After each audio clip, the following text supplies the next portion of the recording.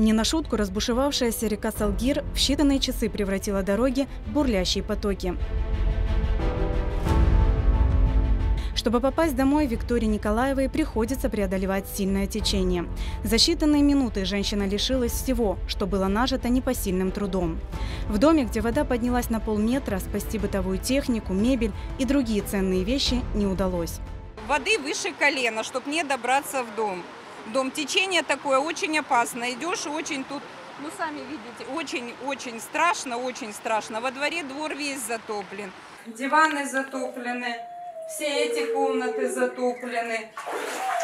Там холодильник, все затоплено, котел, машинки, затопило все. Все очень страшно, такого никогда не было. Сколько лет здесь живут люди, сколько лет.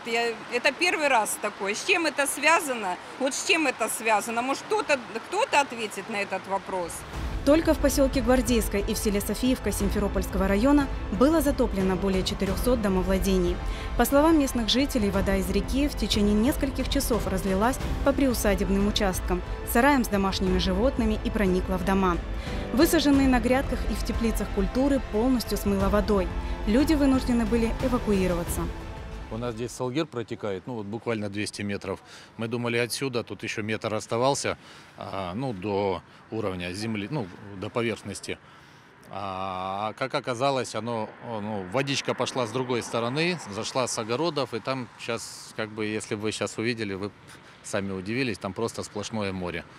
Глубина сантиметров 70, все поплыло у людей. У меня и улья поплыли, и теплица, и куры потопились. В доме сантиметров 15 все плавает, мебель плавает. Детей вывез в укромное к родственникам. Сейчас всю бытовую технику вывозим, чтобы не отсырело, чтобы потом не было проблем. Что смогли спасти, подняли на какие-то возвышенности. На камни, на ракушку подняли. Обещают, вроде как вода будет уходить. А сегодня, заметили, вода уходит? Только прибывает. Смотрим больше. У нас хозяйство. И куры, корова, теленочки, собачки. В общем, все, думаем, как быть. Воют, кричат, куда их. Уже растерялись просто. А потом смотрим, уже в дом пошла. Уже мы не до хозяйства этого, мы в дом. Давай хватать документы. Все больше. Вода прибывает. Мы думали, что будет. Нет. Дети маленькие, 4-месячные, 2,5. В общем, и 5 лет. Одели быстренько. Мы все в воде, мокрые. Вот я в каком состоянии. Приехали, пришли сюда. Они нас приютили, спасибо. Дом в воде. Вода полностью. Холодильник, машина. В общем, все. Обои, ламинат. В общем, мы остались без нее. Вещи, все мокрое. Все.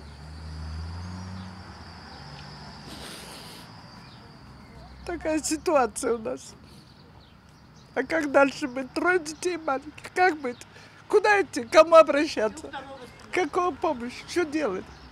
Сын второй там по плодоводию, у него тоже все затопило. Куда бежать? Сейчас владельцам подтопленных домов оказывают помощь небезразличные их горю люди. Смотрим, у людей ворота открыты, во дворе до колен вода. Там смотрим, дети грудные, маленькие во дворе. Мы остановились, сказали, если что, давайте к нам. У них в доме до пояса вода. Все там затопило. Мы в 12 часов начали их сюда, людей, к себе везти, поехали с мужем.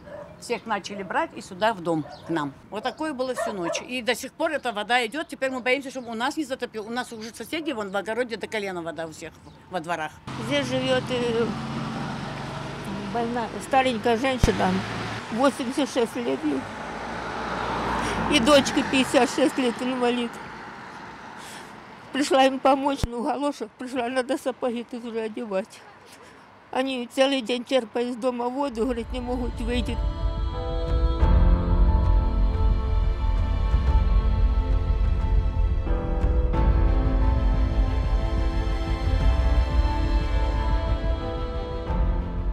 Вторые сутки люди своими силами борются со стихией, выкачивают воду, пытаясь спасти имущество.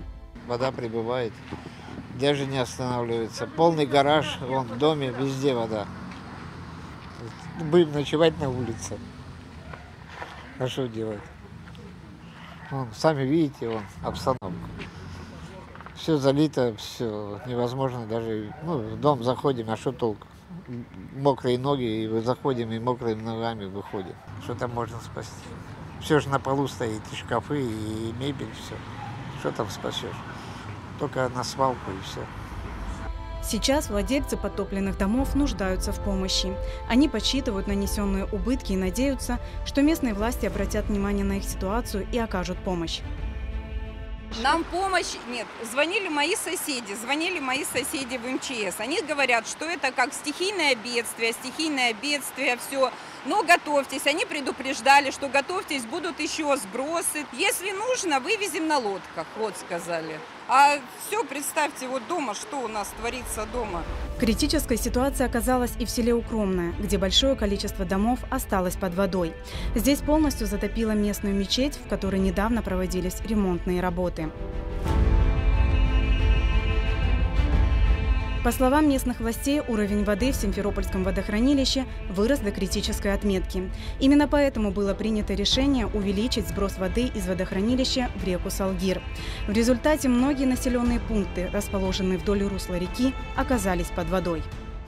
Были очень обильные осадки, причем не здесь, а в горах Крыма, которые привели к переполнению Симферопольского водохранилища.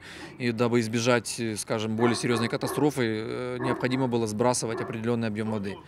Поэтому здесь это чрезвычайная ситуация. Надеемся, что сейчас стабилизируется, уровень упадет критически. Утром, конечно, было сложновато, потому что был большой приток.